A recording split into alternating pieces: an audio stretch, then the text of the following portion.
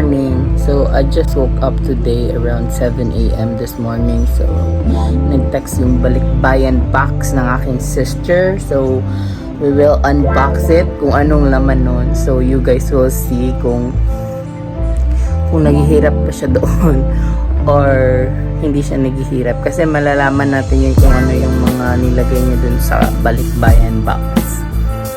So help me out to unbox it together with my mama. Kaya syempre siya pinaka-first na mag-correct na masigli. So yan, nakapangalan ang box. Char. Anyway, so nag-arrive na daw today. So ipasakan ito kung dito sa mall. So we'll just unbox it and help me see. Okay.